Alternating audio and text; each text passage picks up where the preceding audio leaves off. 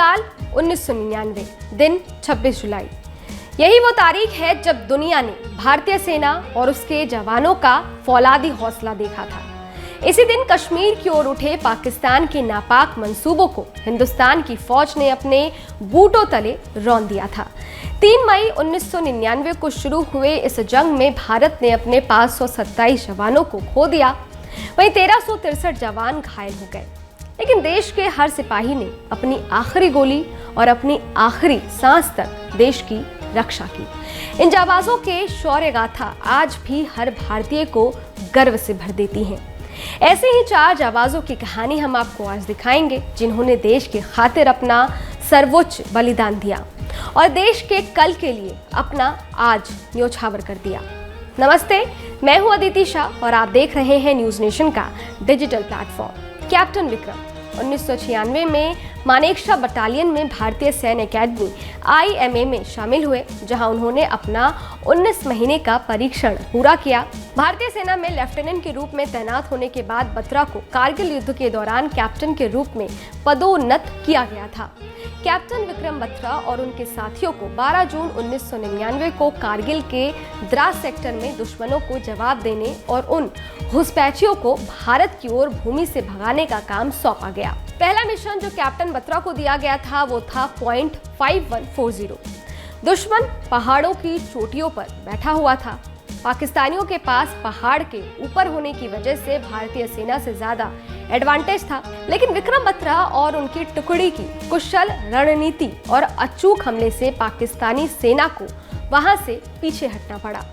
जब कैप्टन बत्रा ने अपना कोड वर्ड ये दिल मांगे मोर कहा तो सेना ही नहीं पूरे देश में छा गए। अगले दिन चोटी 5140 यानी 5140 में भारतीय झंडे के साथ विक्रम बत्रा और उनकी टीम का फोटो मीडिया में आया तो हर कोई उनका दीवाना हो गया।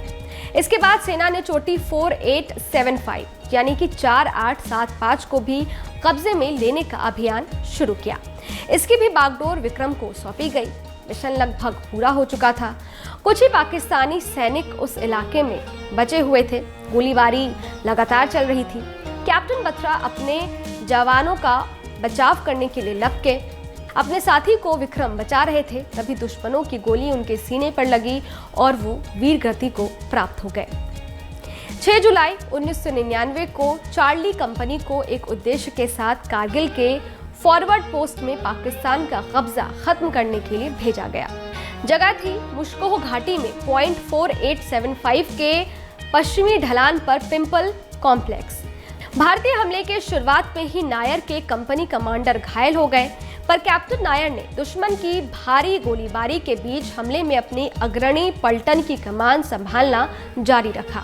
इस इलाके में भारत ने अपने हमलावर दोस्त को 2 भागों में बांट दिया था। पहले का नेतृत्व कैप्टन विक्रम बत्रा कर रहे थे और दूसरे का कैप्टन अनुज की टीम में 7 सैनिक थे, जिनके साथ मिलकर अनुज ने दुश्मनों पर चौतरफा वार किया। इस लड़ाई में कैप्टन नायर ने 9 पाकिस्तानी सैनिकों को मार गिराया, साथ ही 3 दुश्मनों के बंकर ध्वस्त कर दिए। जैसे अनुज आगे बढ़ते हुए चौथे बंकर की तरफ बढ़े, दुश्मन की तरफ से भयंकर गोलीबारी शुरू हो गई। दुश्मन की तरफ से चले इस गोलीबारी में एक ग्रेनेड सीधा कैप्टन नायर पर गिरा और वो घायल हो गए। जख्मी होने के बाद भी वो अपनी टुकड़ी का नेतृत्व करते रहे। 7 जून को वो शहीद हो गए, लेकिन शहीद होने से पहले उन्होंने आखिरी बंकर को भी तबाह कर दिया।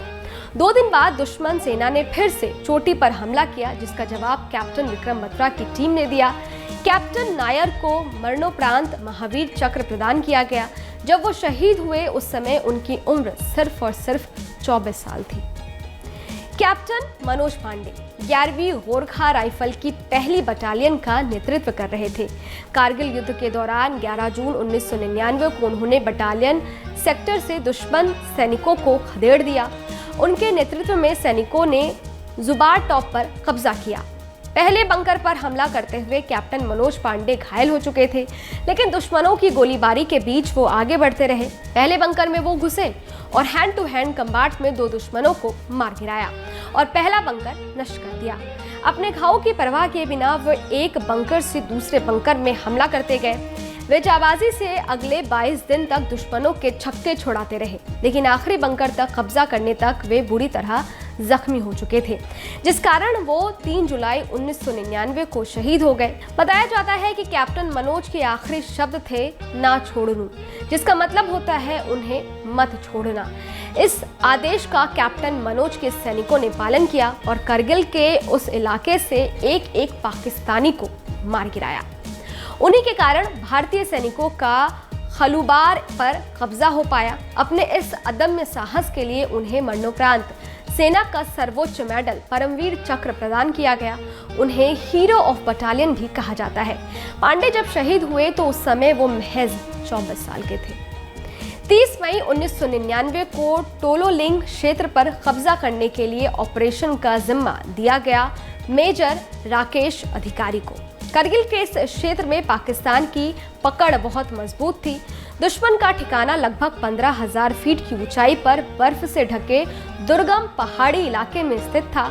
जब मेजर अधिकारी अपनी कंपनी को लेकर इस इलाके में आगे बढ़ रहे थे, तब उनकी टुकड़ी पर पाकिस्तानी सेना अपने ठिकानों से मशीन गन का फायर खोल रही थी। मेजर अधिकारी ने तुरंत रॉकेट लॉन्चर टुकड़ी को दुश्मन की स्थिति पर हमला करने का निर्देश दिया और करीबी मुकाबले में 2 दुश्मन सैनिकों को मार गिराया। इसके बाद अधिकारी ने भारी गोलीबारी के बीच सूझबूझ का परिचय देते हुए अपनी मीडियम मशीन गन टुकड़ी को एक चट्टानी इलाके के पीछे स्थिति लेने और दुश्मन को घेरने का आदेश दिया। हमला दल लगातार ऊपर की ओर बढ़ता रहा। आगे बढ़ते समय मेजर अधिकारी को गोली लगने से गंभीर चोटें आई, फिर भी उन्होंने अपने सैनिकों को निर्देशित करना जारी रखा। हटने से इनकार करते हुए उन्होंने दुश्मन के दूसरे बंकर पर हमला किया। इस भीषण चली गोलीबारी में मेजर अधिकारी की टुकड़ी ने पाकिस्तानी सैनिकों को मार गिराया और इस तरह टोलोलिंग में दूसरे स्थान पर कब्जा कर लिया, जिसके बाद में पॉइंट 4590 पर कब्जा करने में मदद मिली। हालांकि इस लड़ाई में मेजर अधिकारी घायल हो चुके थे और बाद में वो वीर गति को प्राप्त हो गए। ये वीडियो आपको कैसा लगा हमें कमेंट बॉक्स में लिखकर जरूर बताइएगा। इसके साथ ही अगर आप ये वीडियो फेसबुक और इंस्टाग्राम पर देख रहे हैं तो वीडियो को लाइक कर दीजिएगा और हाँ, हमारे चैनल को फॉलो करना मत भूलिएगा। शुक्रिया।